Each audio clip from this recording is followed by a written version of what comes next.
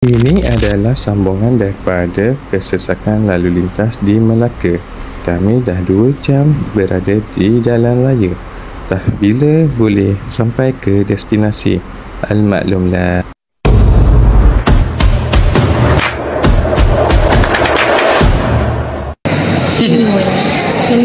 Tadi kita orang pergi MP, PDP, tapi jam terlalu sangat-sangat. So kita orang pergi mana? Pergi Ayon. Kita orang pergi Ayon Batu Berendam.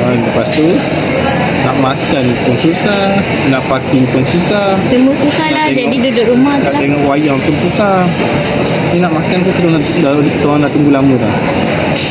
Kita orang makan simple je. Ayam apa? Ayam Orang utara ke? bukan lah. Seoul Ramyeon. Ramyeon. So kita tunggu. Tengok ayam ni pun sedap. nak tengok magic rompak ni pasal kita terpaksa tunggu. Betul? A few moments later. Ini sekarang kita makan kat mana? Apa ni? Dekat Kenny Rogers. Roasted. Sebelum Tak nampak lah dia punya ni. sekarang pukul 3, tiket pukul 4. Betul? Kita ada 1 jam lagi boleh jalan-jalan Kita ada 1 jam lagi boleh jalan-jalan. Ya ke? Sempat dia jalan-jalan. Kita jalan sini dah. Yelah tak, maksudnya nampak ke jalan-jalan. Bukan terlambat. Ya, tak?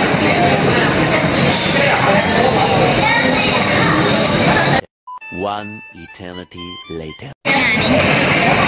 Apa yang letak gambar ni? Terlentuk tu. Tapi cantik. Cantik? Tapi pun cantik Cantik.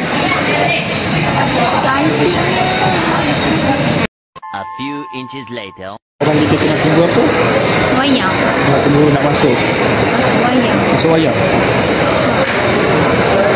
Bunyilah lari-lari kita makan cepat-cepat. Rupanya belum masuk lagi. Itulah. Lambat pula. Lambat Ke hall 4 kita sekarang buka hall 2 dengan hall 6. Kita hall 4. Kita tunggu lagi. Faham tak? Ya. Kita akan bagi reaction selepas kita menonton. Okey? Dah masuk dah. Jauh lagi. Tapi kita dah masuk dah.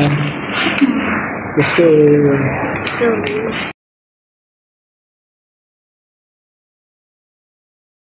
Selepas menonton kisah ni, kita Magic Rompak. Apa pendapat saya? Itunya best lah. Boleh lah. Tak best lah. Best. Boleh lah. Dia ada membosankan sikit, tapi reaction apa tu dia punya apa panggil? Apa? Aksi pun okey. Rasanya Now You See Me lagi bosan daripada Magic Rompak. So Magic Rompak ni okey lah. Boleh kan? Boleh, jadi kita nampak kita macam banyak keliru. Wow, tapi keliru tu kita dah boleh agak dah sebenarnya. Dah boleh agak, tapi mula-mula keliru, lepas tu boleh agak. So wajib tonton lah. Tengok. Itu saja konten kita hari ni. Bye bye.